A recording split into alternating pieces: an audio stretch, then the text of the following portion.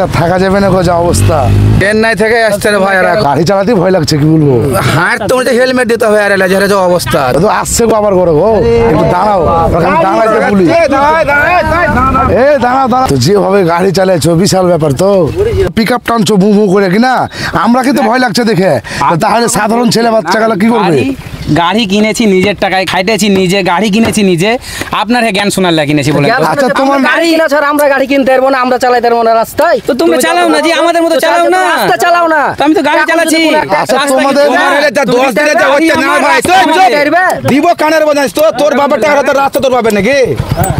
তোমরা যেভাবে অত্যাচার করছো এসব ছেলেকে হাসপাতাল পাঠাতে অন্যায়, নিজের অন্যায়। যে যদি অ্যাক্সিডেন্ট করে দেয় এসব ছেলেকে হাসপাতাল পাঠাতে অন্যায়, জানেন কি গাড়ি চালাইছে একদম মানে রাস্তা পায় জানেন।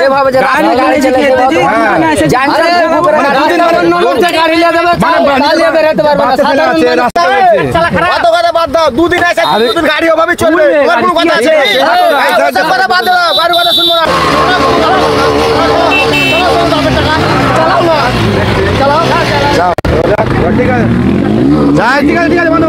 সারা পড়ে গেলে পারে কেউ যাবো না, তুলবে না।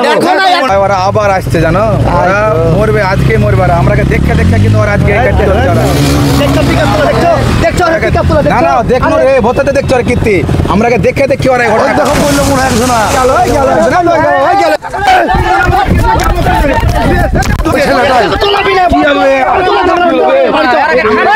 একটু আগে বললো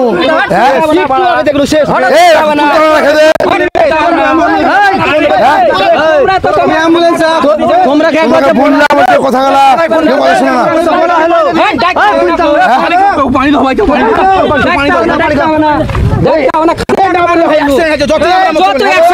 বারণ করা গেল না, খানে গাড়ি খানে গাড়ি তো বারণ করা গেল।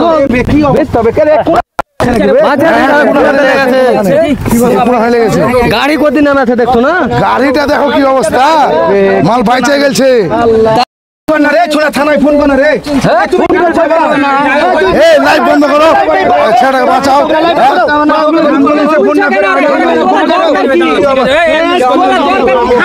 বারণ করবো, তোলা দরকার না তোলালে হবে রে ভাই, উঠা উঠা উঠাও, লে চলো চলো লে চলো গো, লে চলো ছাড়ো।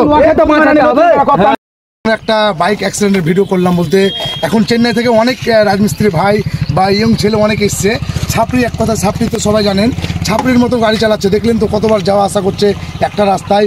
জিজ্ঞেস করলে এরকম ধরনের কথা বলে যে বাবার টাকায় গাড়ি কিনেছি, নিজের বাপের টাকায় পেট্রোল। তো এভাবে গাড়ি চালার পরে এভাবে অ্যাক্সিডেন্টগুলো হয়, তখন হয়তো আমরা মানুষ হিসাবে তার উপকার করতে যাই, আবার অনেক সময় খারাপও লাগে। তো প্রত্যেক ভাইকে বলবো যারা বাইরে থেকে এসছো কদিনের জন্য একটু সুস্থভাবে গাড়ি চালাবেন, কারণ হচ্ছে কি তোমার অ্যাক্সিডেন্টের জায়গায় যদি অন্য কারো অ্যাক্সিডেন্ট হয় তাহলে অনেকটাই ক্ষতি হবে। এই স্কুলের বাচ্চা কাচ্চা যায়, তো একটু দেখে শুনে গাড়িগুলো চালাবেন।